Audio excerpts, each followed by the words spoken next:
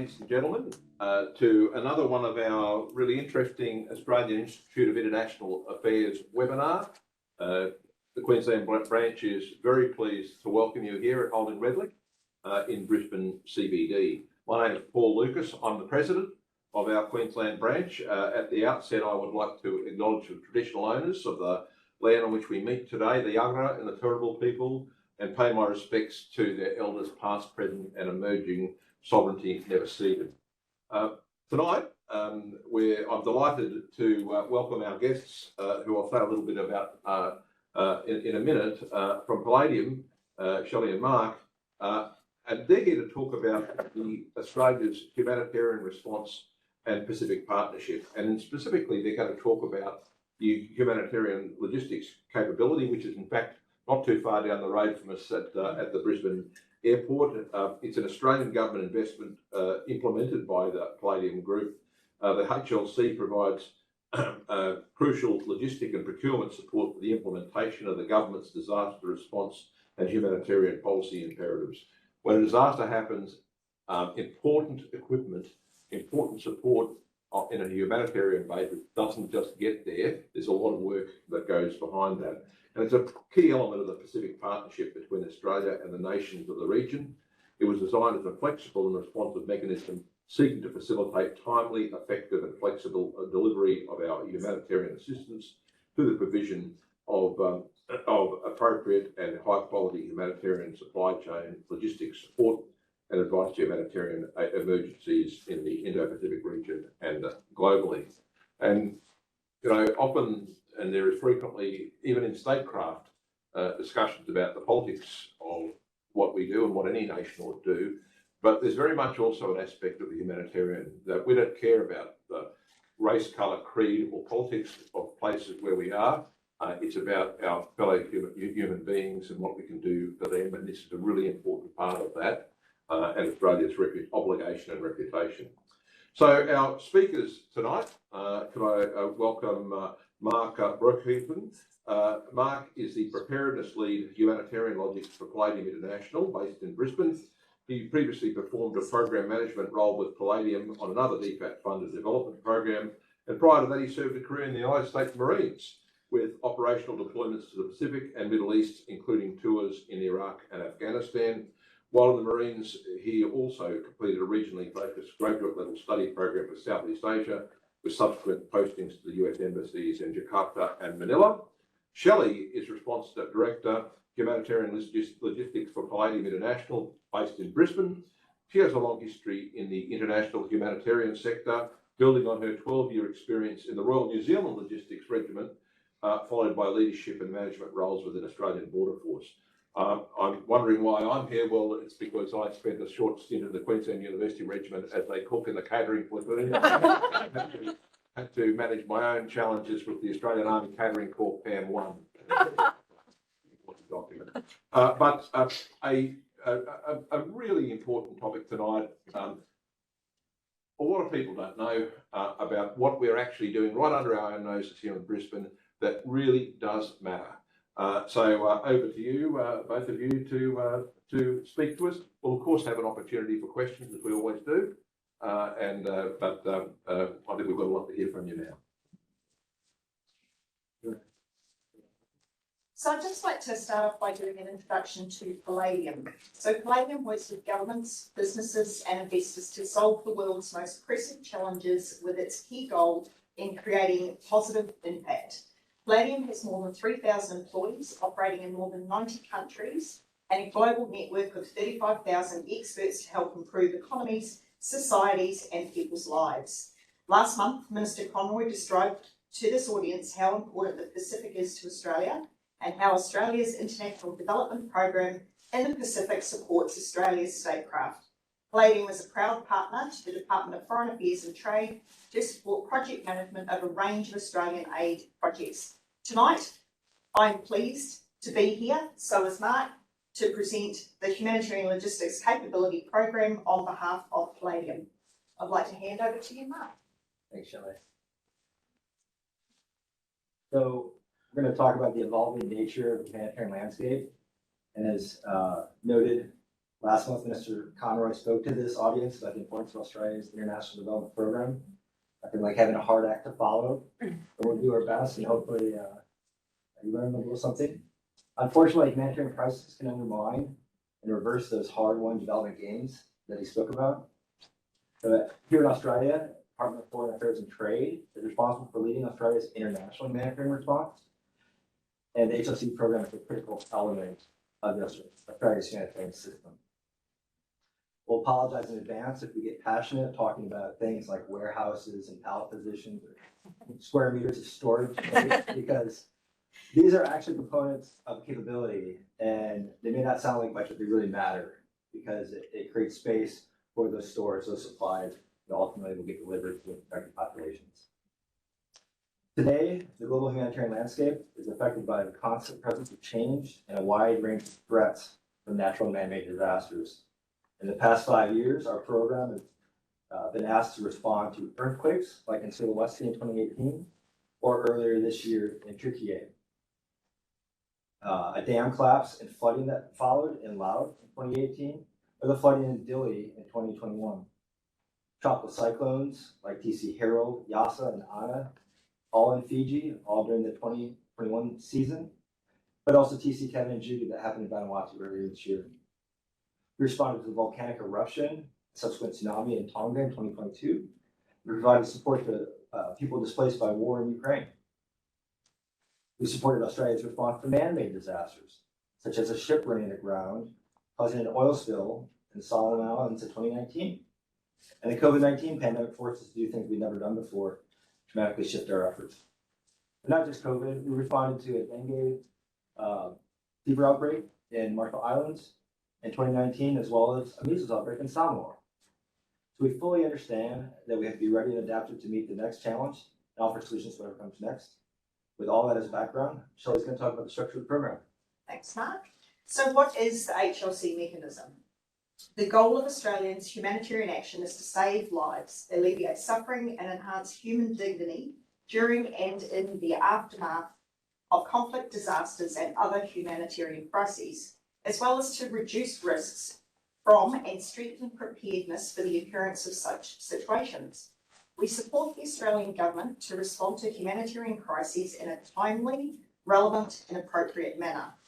The HLC has been designed to support 11,000 families, equivalent to 55,000 people, based on 5 per family. The largest humanitarian warehouse in the Southern Hemisphere is located here in Pinkenba, with a total storage capacity of 10,000 square metres. The key domains of the HLC are the procurement of emergency relief items, which are especially made for their intended purposes within a humanitarian context. They can be items ranging from shelters to water, sanitisation or hygiene items known as WASH.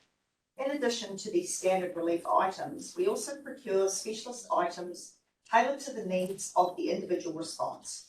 These supplementary procurement items can range from gumboots, chainsaws to larger equipment such as desalination plants for Kiribati, COVID-19 testing facilities for Jackson Airport and Port Moresby, and large-scale medical incinerators for Tonga. Another core domain... So you don't have them just sitting around the warehouse. No. You have standing orders with people that you can access to, or people who know where to access those.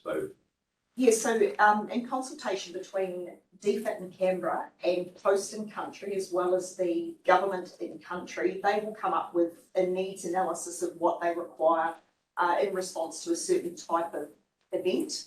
And a medical incinerator may very well be one of those. So we will then be asked to procure those as part of the HLC mechanism. So significant save by the in-country, by the host country. Yeah. Correct. So another core domain is our storage and handling of pre-position relief items and equipment. So humanitarian pre-positioning normally includes kitting. So the kits are often used in pre-positioning to ensure suitability of the items. So over the years, HLC has supported and managed pre-positioning occurred in Papua New Guinea and Sydney, Australia. We currently maintain a warehouse here in Brisbane and another one in Port Moresby. Humanitarian freight, transport logistics is another key domain of the HLC function. We coordinate necessary transportation either domestically to an ADF uplift location or commercially and internationally to reach the point of need. Well, that sometimes happens, for example, in Queensland, we will certainly, on my personal experience, pre-position equipment prior to a very heavy rain coming or a flood going into a particular area. Some disasters are not predictable, but sometimes we'll actually even put something there before it actually might strike, if you've got several days' notice on a cyclone, for example. So we do pre-position stores throughout a couple of those countries that we've just mentioned, but we also pre-position some of our, what we call no regret L pallets, which is a military sized L pallet for 40,000 people, and those are actually out in Amberley sitting at the Defence Force, so they're ready to deploy within a 48-hour period to any sudden onset disaster. So that's another part of the pre-positioning. So in the last year, we've just dispatched 27.5 million units of relief items to 20 countries, with 65% of the items being sent into the South Pacific. So it's a significant amount of items. Another key domain is our deployment support capability. We support through deployment of humanitarian logistics specialists, such as providing logistics support to the DART team deployed to Turkey following the earthquake response earlier this year. And in the past 2 years, HLC has deployed alongside CRT 9 times. CRT is DFAT's crisis response team. And our final domain.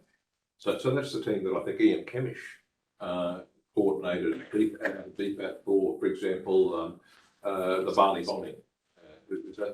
So the crisis response team has responded to a range of events like that, and obviously the Bali bombing was a large-scale event, Boxing Day tsunami as well. When that occurs, DFAT's crisis capability deploys and helps partners, which is often not staff, to support that level of workload at the time. And sometimes, as Shelley noted, CRT is deployed in a smaller way to help a partner as it happened in Vanuatu. So our final domain is our specialist logistics support expertise. So every response is different. Therefore, the need for expertise is different. While our team is made up of people with a wide range of expertise, we also can employ and deploy additional specialist expertise as and when required. So what are the HLC goals?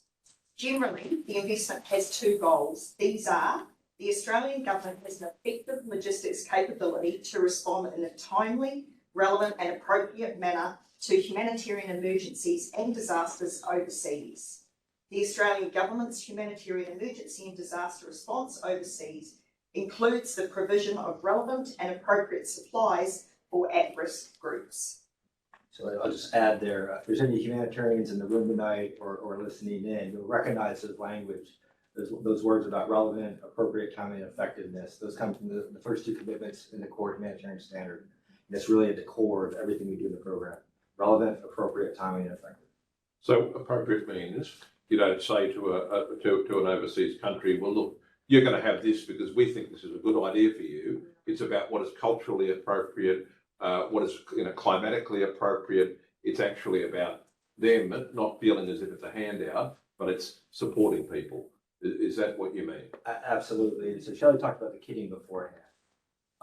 These kits are informed by a range of factors, best practice. They meet certain standards. A kitchen kit, for example, a hygiene kit. It doesn't help if we send blankets to the Pacific. It takes space of something that's more needed. Right? Blankets may be appropriate in another context. And so that what determines what is appropriate is informed by a range of factors. Again, best practice, but also feedback that comes from those partners afterward. So how does the HLC operate, you may ask? So we have three core pillars. Component one, which is our core logistics, which is our people. So the HLC includes a team of professionals with a wide range of humanitarian logistics and Australian aid program management experience, including response specialists, logistics, GEDSI, monitoring, evaluation, reporting, and communications and public diplomacy. There's a real challenge with planning for and preparing for humanitarian crises. It's about getting the balance right. Can you just explain to the audience what GEDSI means? So GEDSI is gender, equity, diversity, social inclusion. So and why is that important? It's one of our key fundamentals of delivering our project into the Pacific and abroad, just to ensure that we're always making sure that a wide range of people at risk are being taken care of. So it's not the noisy blokes who just get everything. No, not at all. So we've adjusted our scale and adapted our staff and capabilities over the years to meet the challenging needs. The global pandemic, for instance, required us to adapt and create new capabilities to deliver items such as PPE, medical items, along with COVID-19 testing equipment.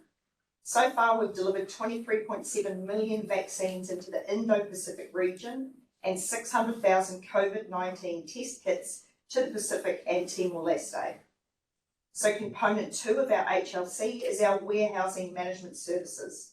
As mentioned earlier, we manage the largest humanitarian warehouse in the Southern Hemisphere on behalf of the Australian government. For most people, when you look at a warehouse, it's just a building. But the key to the largest humanitarian warehouse in Australia is that it demonstrates Australia's commitment to the Indo-Pacific region. And as mentioned earlier, with over 10,000 square metres of total storage, 3,500 pallet positions, the humanitarian stockpile is ready and able to support 11,000 families, 55,000 people at any given point in time. We're very, very proud to be a part of this. Component 3, our final component, is HLC's logistics operational services, our ad hoc service orders. So through our people, component 1, our warehouse, component 2, we're able to support the Australian government in responding to humanitarian crises, which is component 3. As previously mentioned, these responses can span in a wide range of needs, supporting both hosts in country and a whole of government partners. They've responded to flooding, earthquakes, volcanoes, diseases like dengue, measles, COVID-19, cyclones, tsunamis throughout the region. And I'd now like to hand back to Mark, who will speak a little bit about our 4 key relationships. Over to you, Mark. Thanks, Shelley. So humanitarian crises require a whole of government response, working in coordination with both local partners, NGOs, and international humanitarian organizations. So relationships are critical to the HLC, and there's 4 key ones that we're going to talk about today. First is the Humanitarian Logistics Contract. That's our team, and this is the main program through which the main component through which the program is implemented. We're responsible for providing the high quality, multifaceted, flexible, and responsive humanitarian supply chain logistics and expertise. The second one is whole of government. So you can see in some of the photos where we work with ADF to transport humanitarian emergency relief supplies either by air or sea. We can work with other Commonwealth departments and agencies as well, though, like when we did with Australian Maritime Safety Authority in that response where a ship ran aground in Solomon Islands. We were asked to transport equipment to support the environmental cleanup. So this is Team Australia in the sense that, and look, it's the same in natural disasters in Australia. People aren't too, if they need food, if they need support, what department or agency or the constitutional arrangements of the Commonwealth are little concerned of them. What's concerned of them is that you don't have duplication and anything's missed out. So Team Australia is about doing that too, and making sure everyone's on the one page. And we're going to talk about Team Australia in the next slide. Sorry, well, Team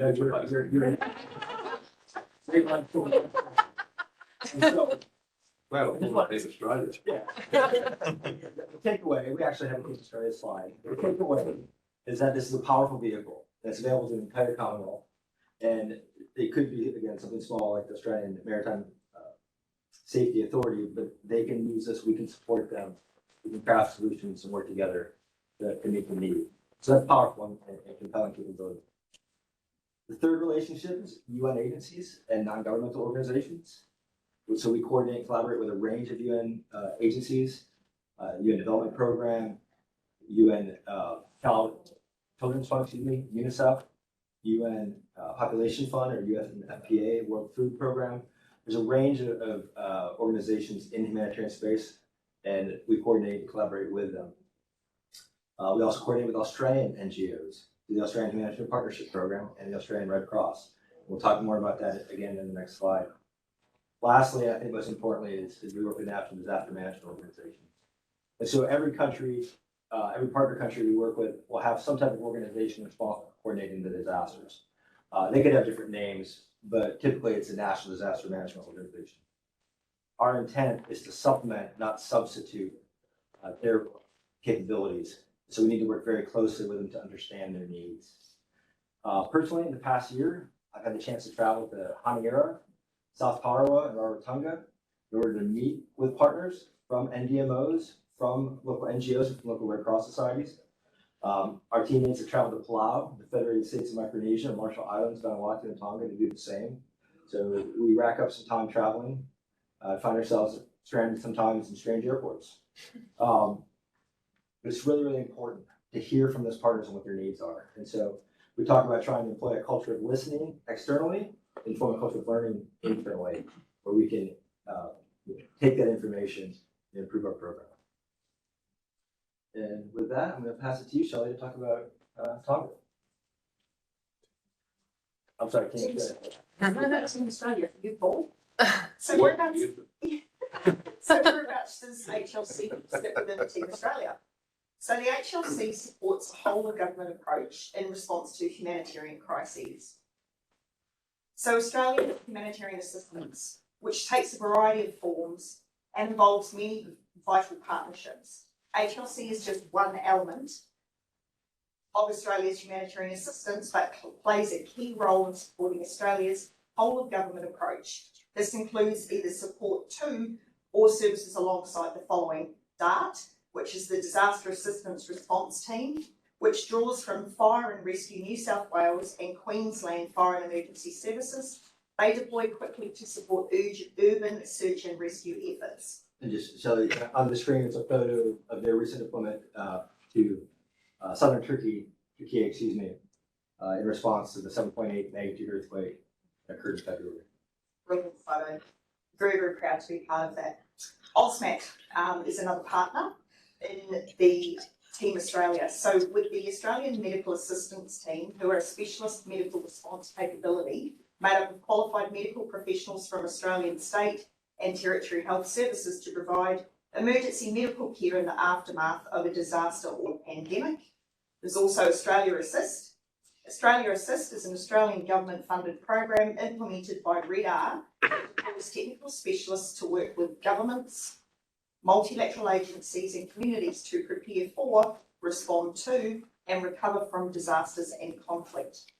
AHP, Australian Humanitarian Partnership, is another strategic 10-year partnership with DFAT and 6 Australian NGOs including CARE, Oxfam, Plan International, Caritas Australia, Save the Children and World Vision. DFAT provides storage space in the Brisbane warehouse for CARE, Oxfam, Save the Children and World Vision. ARC, Australian Red Cross, is supporting humanitarian preparedness and is one of Australia's most trusted and effective partners in disaster preparedness and response. The ARC also stores relief items at the Brisbane warehouse. So I'd like to hand back to Mark now to present a case study for Tonga. Thanks, Shelley. On 15 January 2022, the Hunga Ha'apai underwater volcano erupted, triggering a devastating tsunami and blanketing many of Tonga's islands in a thick layer of volcanic ash. Tongatapu, Tonga's main island, the capital of Nuku'alofa, experienced significant ashfall and flooding. The tsunami caused significant damage to the undersea fiber optic cables, temporarily severing communications with and within the island nations for the first few days of severity was not fully known. On the 18th of January, the Tonga government declared a state of emergency and requested international assistance. So what was the HLC's response to Tonga? Australia more broadly responded swiftly and comprehensively to the events in Tonga, guided by the requests and priorities of the Tongan government and in close coordination with like-minded partners. Australia committed $3 million in initial humanitarian assistance and an additional $16 million in the support and recovery of reconstruction and to also bolster its COVID-19 response. The first Australian assistance to Tonga was delivered via ADF C-17 aircraft on January the 20th. 502 stores pallets across 17 flights and 2 shipments delivered 110 tonnes of emergency relief items for DFAT and an additional 82 tonnes of AHP items and equipment to Tonga. It was a total of 896 cubic metres of relief items. HMAS Adelaide, one of Australia's largest naval vessels, arrived in Tonga on January the 26th, carrying humanitarian and medical supplies, engineering equipment, boats, and helicopters to support logistics and distribution. In the weeks that followed, HMAS Supply and HMAS Canberra also brought fuel, construction materials, and disaster relief supplies to Tonga. There was a requirement to send an assortment of relief items, including hygiene kits, kitchen kits, blankets, shelter toolkits, wheelbarrows, gumboots, COVID-19 diagnostic testing equipment, satellite phones, mobile storage units, sludge pumps, diesel generators, just to name a few. Whilst HLC was responding to the Tonga volcano, we also received an additional tasking to respond to a severe COVID-19 outbreak in the Solomon Islands. So the HLC function ran simultaneous large-scale responses for a 12-week period, which included the deployment of HLC logisticians to support the AUSMAT and DFAT CRT team in Solomon Islands. In conjunction with DFAT and the AUSMAT medics, the HLC team developed some modular support packages, including medical and logistical supplies and equipment designed to support Ministry of Health medical facilities. These are known as a COVID brick. Similar approach was taken in the development of bed bundles, providing additional medical equipment and consumables for a primary referral hospital. So I'd like to jump onto another case study. This one would be Tropical Cyclone Judy and Kevin in Vanuatu earlier this year. So on the 1st of March 23, TC Judy intensified to a Category 4 system and made landfall in Vanuatu. Vanuatu's NDMO advised all residents in the provinces to seek shelter. Information based on wind speed, the affected population and their vulnerability all indicated that the system was expected to have a high humanitarian impact. A second cyclone, TC Kevin, followed a few days later. And on the 5th of March, a state of emergency was declared after the country had experienced 2 cyclones and an earthquake in a very short period of time. Winds of 150 kilometres an hour and wind gusts of up to 220 kilometres an hour impacted the land. Substantial rain caused major flooding, damage to infrastructure, resulting in power outages and communication system breakdowns across the country. DFAT's response to TC Judy and Kevin, Team Australia was stood up and a rapid assessment team was deployed for the first time. The team comprised of DFAT liaison officers, DFAT humanitarian controller, NEMA officers, HRT Australian Assist, AUSMAT medical team, the DART team, Power on Restoration team, and 2 HLC logisticians. The duration of the deployment was for 6 days. However, the HLC team were requested to remain in country and provide direct coordination support to the NDMO for a 21-day period. In total, 251,000 people, of which 125,000 are children, which is about 80% of the population, and 30,000 households in all 6 provinces had been exposed to the impacts of TC Judy and Kevin. 695 households were in evacuation centres, and HLC was very proud to support 8 flights, including personnel and relief items, which included HMAS Canberra with its 3 helicopters and 600 personnel supporting humanitarian operations in Vanuatu. The ship also carried 3 pre-positioned Australian aid containers that contained relief items inside. This was the first time the Australian government brought together and deployed Team Australia as a unified humanitarian response. I would like to hand back to Mark now to discuss the future of humanitarian logistics. Just noting a photo on the screen there of that rapid assessment team and noting that Connor mentioned it in his remarks last month. So it's something we're really proud to be a part of, and 2 of our team members are in that. So the future of humanitarian logistics are some future opportunities that we're considering or looking at ways that we can support. One of those is pre-positioning. Paul, you mentioned this already once again a bit ahead of us. So pre-positioning is a way that you can reduce some risk. Australia's got a strong humanitarian responsibility and can often reach most affected partners in the Pacific within days or even hours of a request for international assistance. But in some countries like Solomon Islands, for example, or Kiribati, where there's communities far, far away in very remote terrain, away from those international or large airports, prepositioning can result in an incredible head start. And so we're supporting DFAT as they talk with partners on ways that we can strengthen that. Shelley's mentioned the prepositioning that takes place already aboard Australian Navy vessels to include the Adelaide and the Canberra, but also a vessel that's called the ADB Reliant, a Pacific support vessel. And so that is a capability to be able to respond more quickly. And there are those same partners that we support, Red Cross societies, NGOs that do prepositioning throughout those countries. And so we're looking at how we can strengthen prepositioning for ourselves and for our partners in the region. Another effort we're looking at is what we call green humanitarian action. So the humanitarian principle of first do no harm also extends to the environment and ecosystems which the people we seek to assist actually rely on. Therefore, DFAT is supporting efforts to identify ways to strengthen environmentally friendly approaches and emphasize stronger accountability towards affected populations in the delivery of a greener humanitarian response. At HLC, we're working to ensure that we're supporting these efforts and contributing to future solutions. And then the last thing, Just to illustrate what you mean by that. So, you know, what's a non-green way of dealing with things, and how would you do it differently? in the simplest sense, we want to make sure that the aid that's being sent is relevant, appropriate, timely, and effective as well, right? And so there can be times where people in the wake of a disaster, they just want to contribute, they want to do something. And they may send something, and that could be called, the term is unsolicited bilateral donations. That could take the place. So we'll all send our second-hand sand shoes, which Absolutely. is not only insulting, but creates a waste problem and a logistics problem. And we understand that people want to help, right? And money. That is, approach, especially for those NGO partners. Also, you bring up a good point.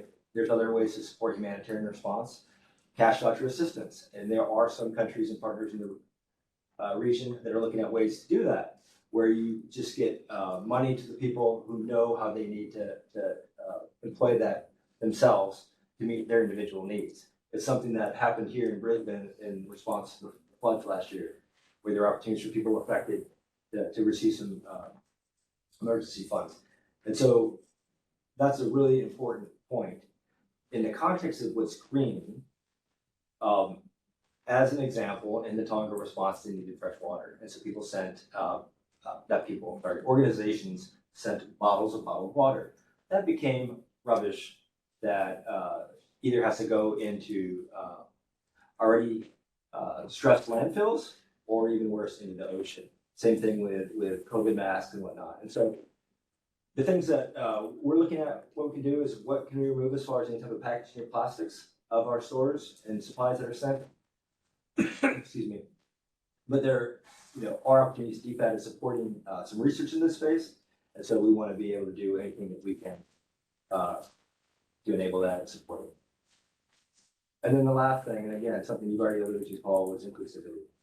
So as previously stated, one of our program objectives is to ensure humanitarian responses include appropriate supplies for at-risk groups, and disasters and climate-related hazards can have an even greater impact on these groups already at risk of marginalization. We're talking about women and girls, youth and children, people with disability, LGBTIQ+, or other minorities and displaced persons.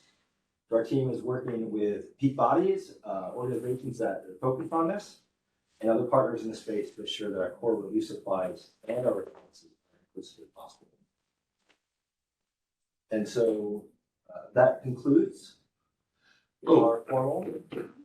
Thank you, Shelley and Mark. Thank you.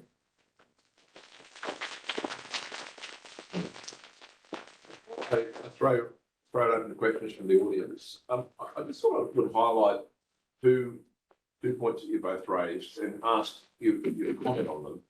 The first one, Mark, you mentioned your various visits around the Pacific in the last year or so. And again, I can only look at these things in terms of my own experiences in natural disasters in Queensland. And there is no replacement for having relationships with people long before disasters have happened, and indeed knowing where you are dealing with long before disasters have happened. So at Emerald, I know that the rail bridge is much higher than the road bridge. When the Nagoa River comes up, that's what happens. I know the mayor, etc., etc. Can you just talk a little bit about the value of the relationships that you cultivate? So when you're at the other end of a conference call or a satellite phone or whatever, speaking to the people in the country, that you both know each other, you both have got that feeling about how they are, what they're wanting. Talk about that a bit, either of you. Yeah, just as a start, the people really with that local expertise knowledge are those DFAT staff members assigned to the High Commission or embassy, what we call post.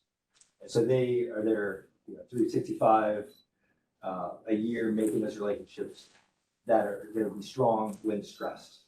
And so we actually develop relationships with those DFAT. In terms of them. Right, because we end up working on a range of responses to support those posts in the humanitarian context. And so as an example right now in Kiribati, the High Commission, there's several programs being delivered in Kiribati that our program supports here from Brisbane. And so those relationships really help working with those DFAT partners in advance. And then it's a small Pacific, it's a large Pacific, but it's a small space, and you can see them sometimes in other places. So in one program, we worked with a staff member that was on the vaccine side during the COVID response, and later was posted to the High Commission in Apia, Samoa. And so those partnerships with DFAT are really important, but then also with those NDMOs that we have a chance to occasionally meet with and hear their feedback. The other point that I perhaps wish to highlight with you both is, and you spoke about pre-positioning, but also, of course, the rapid deployment. And one thing that strikes me is that when you're deploying into a place that's been disaster-racked, or indeed a place with, challenging infrastructure or challenging conditions, what you don't put in is something that is completely unfit for purpose or not able to be serviced in that location. And again, to Cyclone Yasi, mobile phone towers weren't blown down by the cyclone, and many of them had batteries and many of them had generators, but the issue was the fuel tanks that were there for the generators had limited life, and then they ran out of power and the batteries went flat and the phone went down. So, it's a function of fit for purpose, resilient infrastructure that can operate there. Any examples of how you actually make sure that you can, that you're putting stuff in there, lights that actually are solar powered rather than needing mains power? I don't know. What might be some examples of that you can dispatch that do the trick rather than create a problem, or worse still, something that says, see what Australia supplied. It's great in theory, it doesn't work. How do you avoid that? So we, everything that we purchase that is an additional ad hoc procurement or supplementary procurement that's not a relief item that's currently held in the warehouse, none of those things are actually procured without consultation with the NDMO in country or the Ministry of Health in the country that we are going into, wherever the crises may have been. So all of those decisions are made by the people on the ground in the country at the time, which is fantastic for us because then we know that we are definitely avoiding sending in the wrong items that they do not need. So it's a consultation between the government, the host government, DFAT in Canberra, DFAT post in country, and then also in consultation with ourselves, which is great.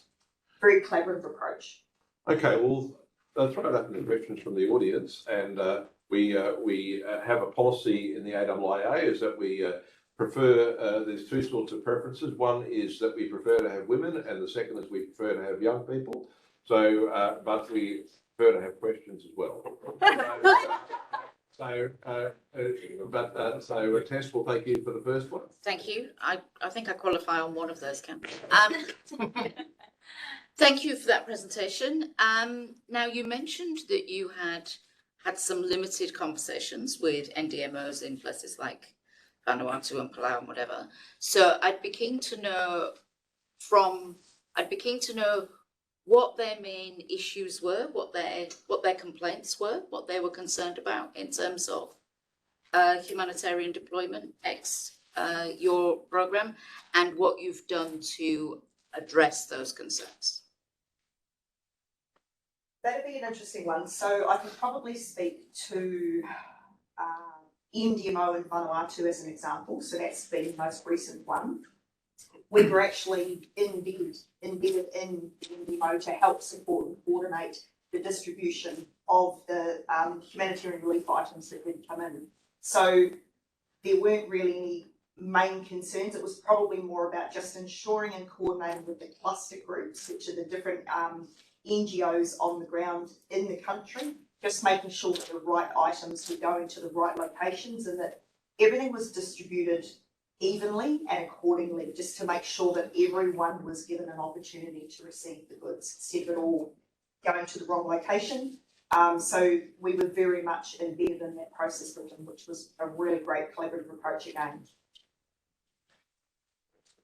Thank you for the question. I'll just add on top of that. In my travels and trips, it was somewhat specific, talking about prepositioning and storage requirements. And so that is a challenge, not just for the NDMOs, but for also the humanitarian partners. Again, when we're talking about incredibly remote geography, hundreds of kilometers between islands cases, between the northern Cook Islands and the southern, it's really hard to do your stock management. It's really hard to swap something out if you need to, if an item is expired, when there's only 2 or 3 boats that visit those locations each year. And so, we talk about the Pacific connects people and there's a Pacific family, but the Pacific also separates logistics, unfortunately, because of its size. And so again, that's one of the reasons why DFAT is looking at how they can support those partners in that. But that is a common challenge, is trying to pre-position in a way that is both effective but also manageable, because it is difficult to refresh stocks and manage those inventories when something is so far away. I've got quite a lot of questions. Really interesting. Pick your favourite. Yes, really interesting information that you provided. But it just made me think back to last year after the Lismore floods and the lack of government attention to that issue for days in both cases, but particularly in the first one, when there was the community that was pulling people from the roofs, and it was basically the Courier Mail newspaper that coordinated the relief effort in the town. Why, when there's so many resources sitting here in Brisbane, was none of that deployed domestically? I'm just curious if there was some sort of disconnect in government about that. Can I take a start and then I'll pass it over to you? So obviously can't comment on some of those government decisions, right? We respond to direction that's passed down to us. Again, we want to make sure it's relevant, appropriate, timely, and effective. And that's at our level what we can do. I did, in preparation for today, go through some history of the program to try to see, was there a time when this program supported domestic response? Again, yeah, it's designed, as we said at the beginning, to support international humanitarian responses. But in the response to the bushfires, we did do a little bit of support in support of, I think, Emergency Management Australia at the time. We did, yeah. And the evacuees on the HMAS Tools did take some benefit from those stores that were pre-positioned there. But the real answer is at our level, we'll respond to tasking, and the program is designed for the international humanitarian response. So just to make that clear, you don't decide to dispatch. You dispatch when you are told to dispatch. So they weren't told. I satisfy only one of Paul's criteria, and that this is a question.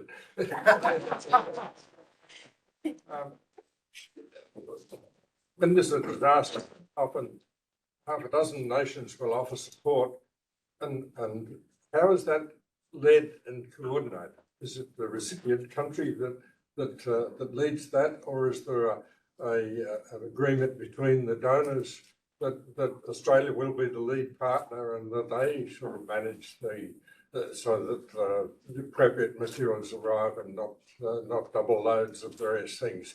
Can you give us an idea of how that is managed? So I'll start with a yes, yes, and no, and yes. So In the humanitarian space, some of that coordination is informal as far as the mechanism. Organizations are free to do what they want as far as like NGOs. And so there are bodies responsible for that coordination, like NDMOs, but also the UN as OCHA, Office of Coordinated Humanitarian Assistance, that plays a role. And they do rehearsal and they train to be prepared for this. They organize in what's called a cluster system. So one organization is responsible for shelter, one organization is responsible for the water, sanitation, and hygiene or wash. And then in the response itself, we talk about the 3 W's, the who's doing what and where, is to try to avoid duplication. But ultimately, these countries are sovereign.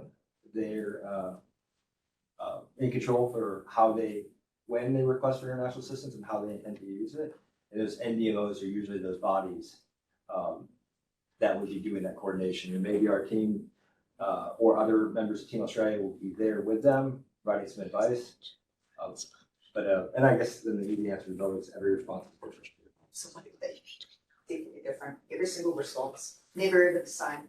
I think, and it is different for each country also. There's different agreements with different countries, but the decision, plain and simply, I guess, would be that a disaster or a crisis occurs, the country will put out a request for assistance and they will say that things that they think that they will need to recover from, or to the immediate need, but then the recovery phase of a response, that will then go out to the governments that they've requested assistance from.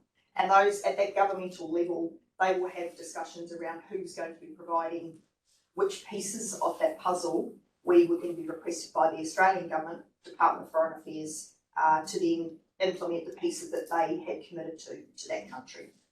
Yeah. The gentleman down the back there, and we don't have very many women asking questions at the moment, so we'd like to encourage that.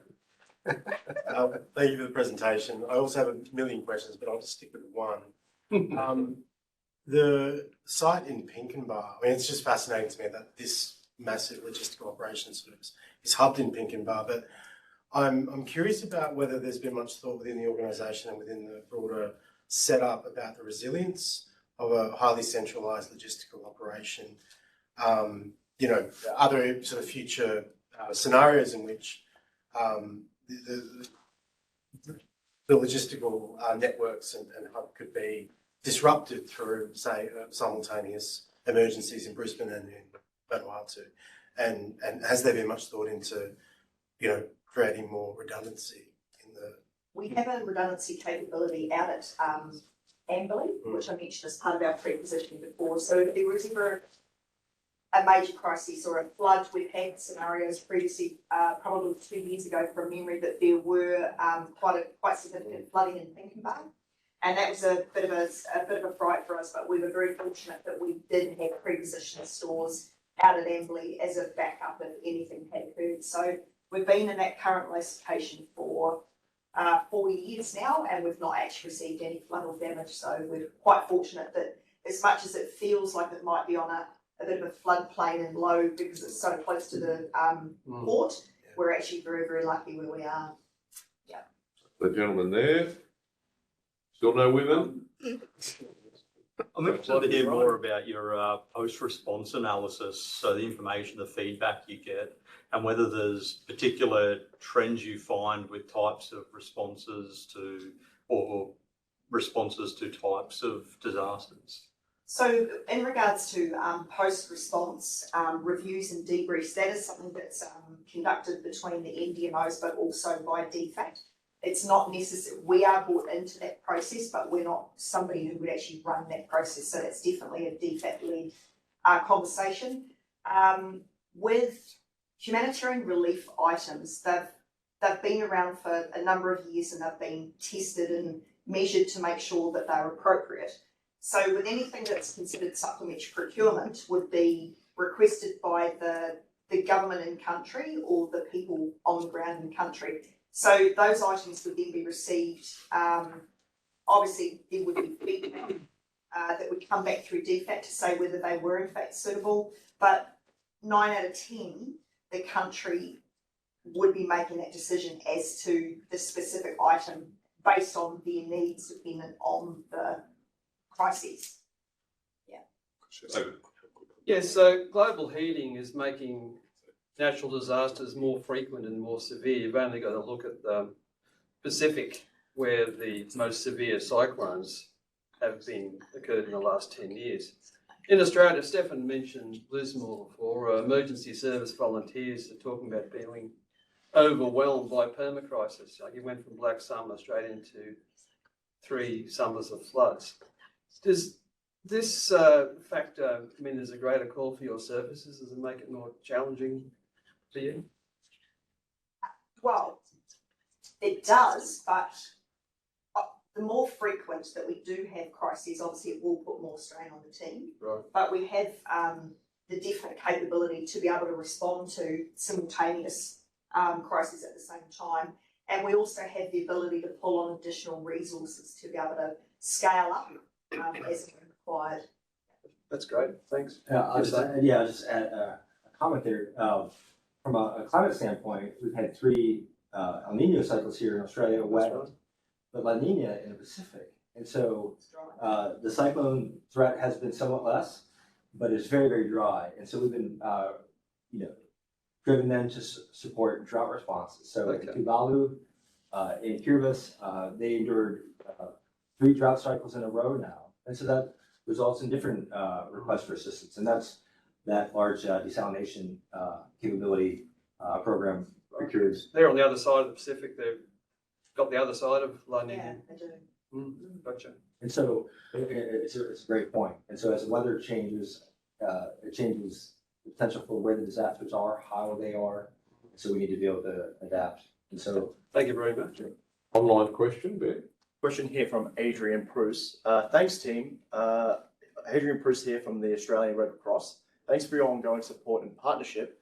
My question relates to the sustainability of this model. Given the Australian government's commitment towards localisation, do you see a future where local actors and NDMOs have the assets and capabilities to respond to all but the most significant disasters or crises? And what investments are you making beyond pre-positioning to build a future like this? So I'll start. That's a question, of course, for DFAT, how they want to lead that. We'll be hopefully a partner in whatever those efforts are. I do think that the pre-positioning discussion will contribute to that. If there's support that can be provided to those implementing partners in those countries, then, and this is already starting to happen in some contexts, where local procurements of suitable, appropriate relief items that are done off the local economy can be done. I think we've said it before, but this is not the only program in the humanitarian response space. It's definitely not the only one in Australia, and there's others. And those localization is something that I know DFAT is very interested in, and we'll respond to how we can support as those directions come down. Other questions?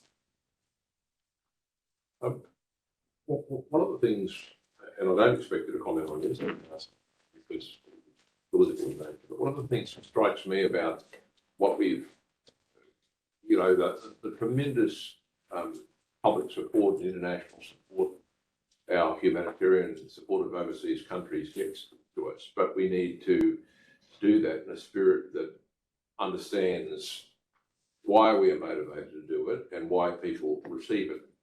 And what springs to mind to me is the excellent and outstanding work Australia did with the Boxing Day tsunami, only then subsequently to have the then Prime Minister remind the Indonesians of that when we wanted something from them, which completely undid all of that good work.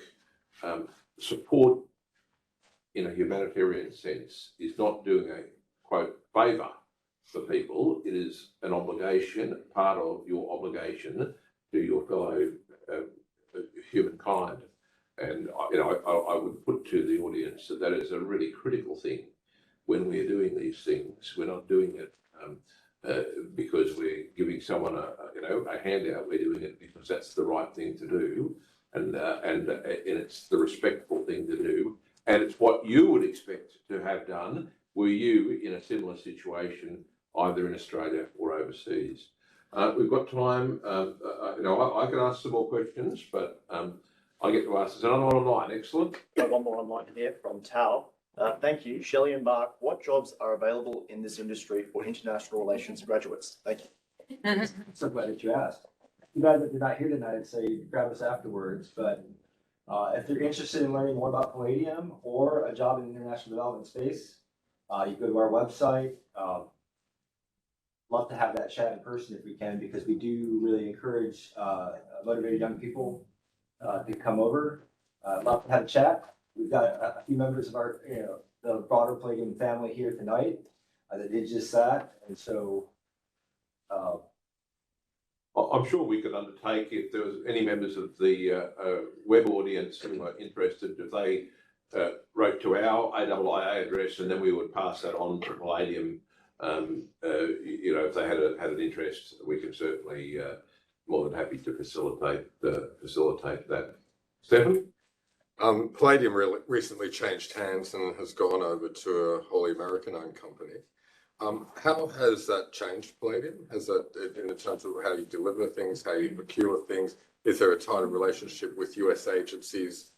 Because it was effectively once an Australian company, wasn't it? So we've got a great story that came out of Queensland. We're headquartered across the street. I've got my managing partner sitting behind me that can help me. But at the project level, nothing has changed yet. Our focus every day, come to work, making sure Australians' aid is relevant, appropriate, timely, and effective. Chris? You mentioned that you had members of your team embedded at the NDMO in Vanuatu, where I have also spent time post-disaster. What preparation do they do in terms of going into country by way of language training, cultural training, and understanding Vanuatu before they turn up? So we have a senior JETSI officer that works with us, and what we do is she creates a suite of documents and educational training so that prior to anyone deploying into a country, they're given a brief on things to expect, language pointers. So, but you've probably, I guess the important piece here is that they are given, I think the person who deployed in country was given 24 hours to move. So we are very, very careful to ensure that we are placing the correct people into these environments, knowing that they've either had a past history, been in the country before, have all the logistical mentorship, guidance, collaborative approach, coordination, that they would be the right fit for that task. But they do receive briefings prior to getting in country. Just on that point, that might be a very interesting test, an interesting discussion for the future about, are we doing enough in enculturation generally? I'm not talking about this particular project, and what a best case situation is for governments, for agencies, for NGOs, about how we actually make sure that we're prepared in these countries. I certainly have, in my time, seen the best of it and the worst of it.